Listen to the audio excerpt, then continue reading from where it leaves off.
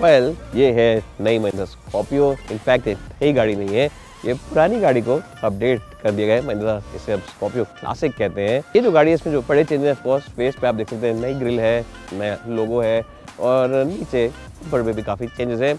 लेकिन जो बड़े चेंजेस हैं वो हैं इसके इंजन के अंदर, क्योंकि इंजन अब नया है, जो नई वाली स्कॉर्पियो है उसी के इंजन में आता है। और साथ ही साथ जो सस्पेंशन है वो भी कम्प्लीटली रीवर्क्ड है। अब इस गाड़ी का जो प्राइस है वो स्टार्ट होता है करीब 12 लाख एक शोरूम से, बेस वर्जन है।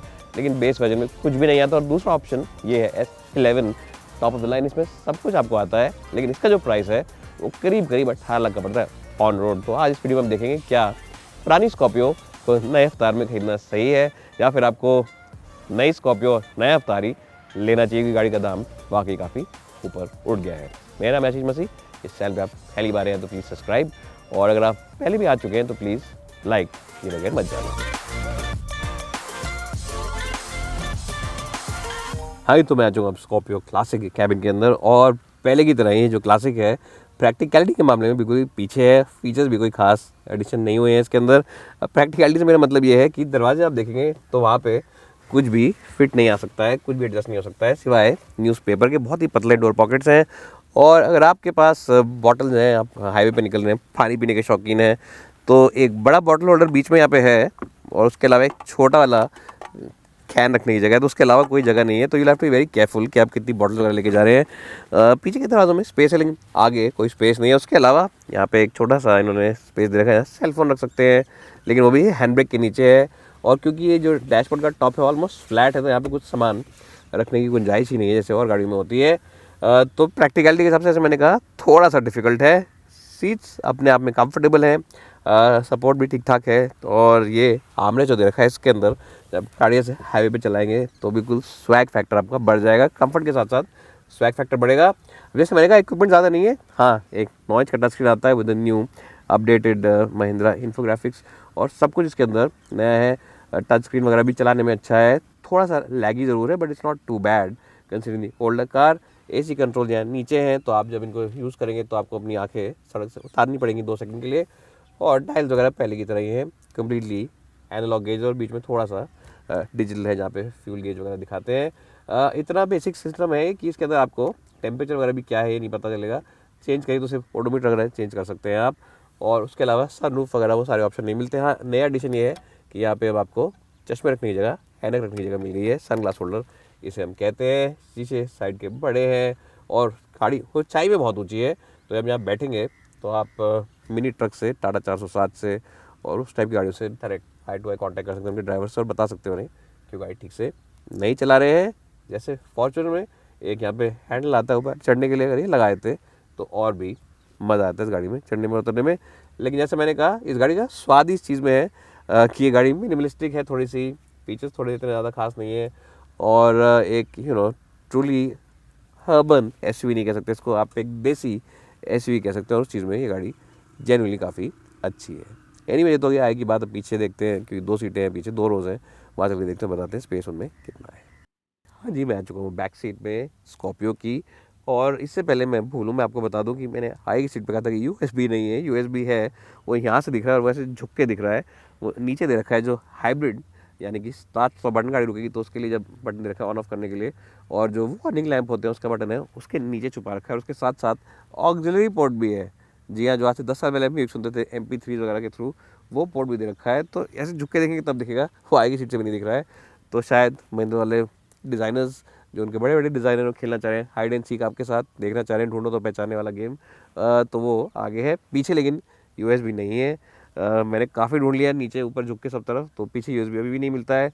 AC वेंट्स मिलते हैं आपको, गनीमत है, और एक बड़ी ट्रे मिलती है, फ़ोन रख सकते हैं आप। स्पेस तो आप देख रहे हैं, मेरी हाइट है 5'10", आएगी सीट भी 5'10" के व्यक्ति के लिए एडजस्ट करिए, तो स्पेस भी कोई खासा नहीं है। और हेडरूम अच्छा है, लेकिन नीरूम कोई बहुत बेहतर ही नहीं है। जो डोर पॉकेट्स है, यहाँ पे एक सेलफोन पॉकेट अलग से दे रखी है, लेकिन सेलफोन छोटे टाइप का है। मेरे ख्याल से आईफोन बड़े वाले जो आते हैं वो फिट नहीं आएंगे, तो छोटा फ़ोन है तो फिट आ जाएगा।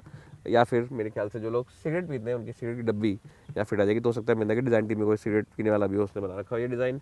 और दरवाजे काफ़ी बड़े हैं, यानी कि इनके अंदर बॉटल होल्डर भी रखे हैं जहाँ पे आप उन्हें रख सकते हैं। शीशे बड़े हैं, और आप ऊँचा बैठते हैं, सीट्स अपने आप में कंफर्टेबल है। कैप्टन सीट्स है तो अलग अलग बैठते हैं आप, कोई टेंशन वाली बात नहीं है। तो ये एक बड़ा पॉजिटिव है। लेकिन USB ना होना आज की डे एंड डेट में थोड़ा सा अजीब चीज़ है।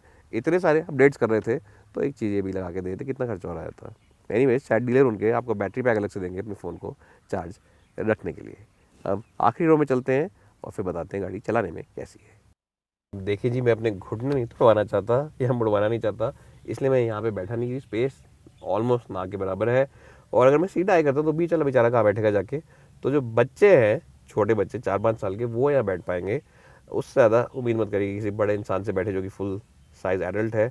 हाँ, अगर कोई 5 फुट तक का एडल्ट है तो यहाँ बैठ सकते हैं, लेकिन उससे ऊँची हाइट वाले बंदे यहाँ बैठने ज़्यादा अच्छा ऑप्शन नहीं है। तो लास्ट रो के मामले में स्कॉर्पियो क्लासिक हो गई है फेल, क्योंकि ये सीट्स बिल्कुल फ्रंट फेसिंग है। अनफॉर्चुनेटली जो सच्चाई है वो आपको बता रहे हैं। अब इस सारे सेगमेंट को बंद करते हैं और गाड़ी चला के बताते हैं चलाने में कैसे। उससे पहले बता दूं कि लास्ट रो में भी आपको यही बटरफ्लाई टाइप के विंडोज़ मिलते हैं खोलने के लिए। अगर एसी अगर नहीं चलेगा, क्योंकि यहाँ पे है नहीं कुछ एसी का, तो आपको ये खोलने पड़ेंगे। तो लास्ट रो आई थिंक, अगर आपका कोई दुश्मनी है किसी से तो उसे आप बिठा सकते हैं, लेकिन किसी से दोस्ती है तो उसको फ्रंट रो में बिठाना ही सबसे अच्छी चीज़ है। इसको बाहर से बंद करते हैं क्योंकि वो अच्छा ऑप्शन है। हाँ, जल्दी से आपको डिक्की दिखाते हैं इस गाड़ी की। और डिक्की में कुछ खास स्पेस नहीं है अगर हम लास्ट रो को भी ऊपर करते हैं तो यहाँ देखिए थोड़ा सा स्पेस है, लेकिन बहुत ज़्यादा नहीं है। एक या दो बैग आ जाएंगे। हाँ, अगर आप सोचें कि मैं सीट को लेटा देता हूँ तो स्पेस डेफिनेटली ज़्यादा हो जाएगा, और ये दबाना पड़ेगा आपको बटन, और सीट ऐसे बैठ जाएगी, और फिर आपके पास थोड़ा सा स्पेस यहाँ पे इंक्रीज हो जाएगा। लेकिन फिर अगर आप सीट गिराई देंगे तो सिर्फ 4 सीटें रह जाती हैं, तो थोड़ा सा कॉम्प्रोमाइज़ आपको वहाँ करना पड़ेगा। But really it's a car which doesn't have too much of space in the boot with all the rows up. ये बात तो आपको देखनी पड़ेगी। और हाँ, एक और नेगेटिव ये है कि जिसका दरवाज़ा है वो साइड को खुलता है ऐसे, तो साइड को जब खोलेंगे तो पीछे अगर कोई गाड़ी खड़ी है, आपके एयरपोर्ट पे जा रहे हैं, तो उस गाड़ी को आपको बोलना पड़ेगा थोड़ा सा बैक कीजिए और थोड़ा सा स्पेस बना के हमें दीजिए। एनीवेज, ये सारी बातें होगी इंटीरियर्स की, लुक्स वगैरह की। अब गाड़ी चलाते हैं और बताते हैं चलाने में इस अपडेटेड इंजन के साथ गाड़ी चलाने में कैसी है।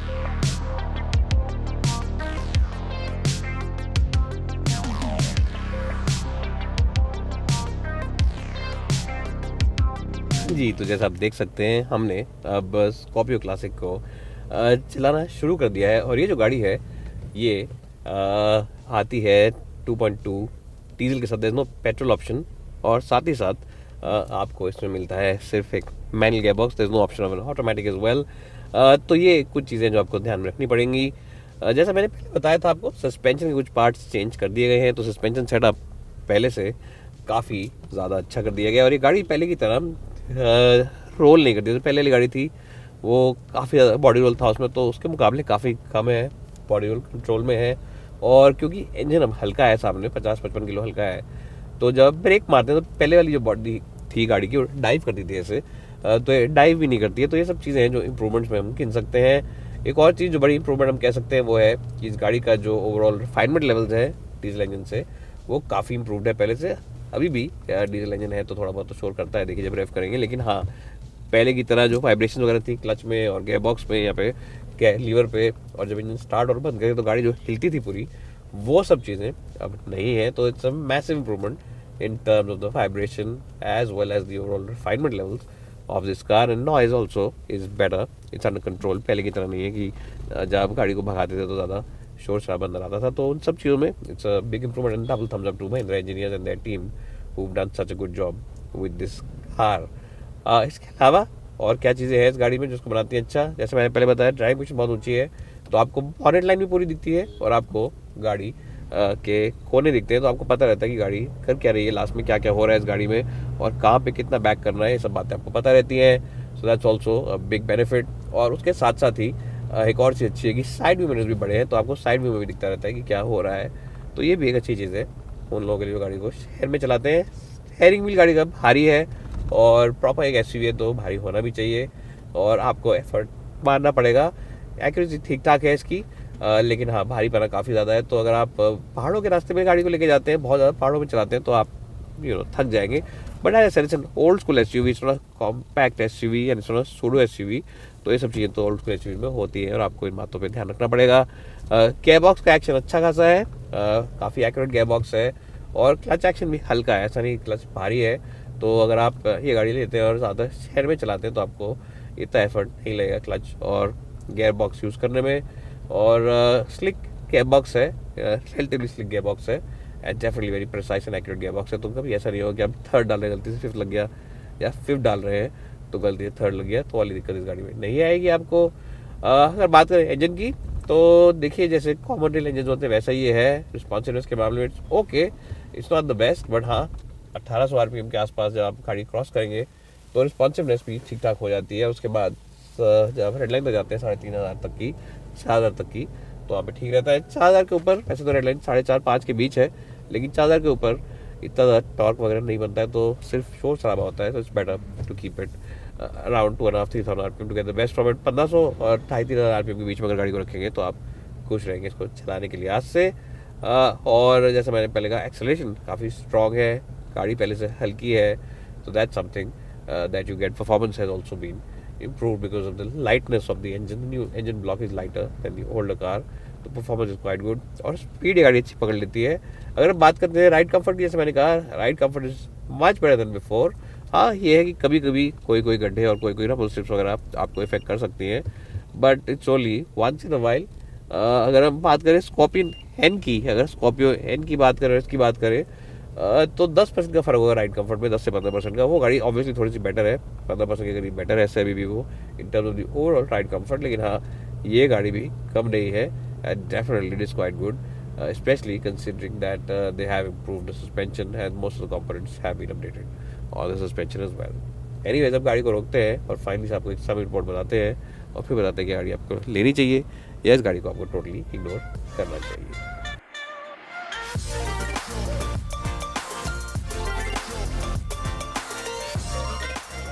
हाँ, तो क्या आपको ये गाड़ी खरीदनी चाहिए? वेल, अगर आप मार्केट में एक स्कॉर्पियो खरीदने के लिए और आप एन जो नया वर्जन लेने जा रहे हैं, लेकिन आपको 1-1.5 साल का वेटिंग पीरियड देता है डीलर, तो मेरे हिसाब से उस वेटिंग पीरियड को भूल जाइए, छोड़ दीजिए और आप इस वाली को ले लीजिए, क्लासिक को ले लीजिए, क्योंकि स्वैग फैक्टर, रोड प्रेजेंस और चलाने का मज़ा इस गाड़ी का भी वैसा ही है बिल्कुल जैसा कि स्कॉर्पियो एन का। ऑब्वियसली वो गाड़ी नहीं है तो थोड़ा सोफिस्टिकेशन, थोड़ा पॉलिश ज़्यादा है।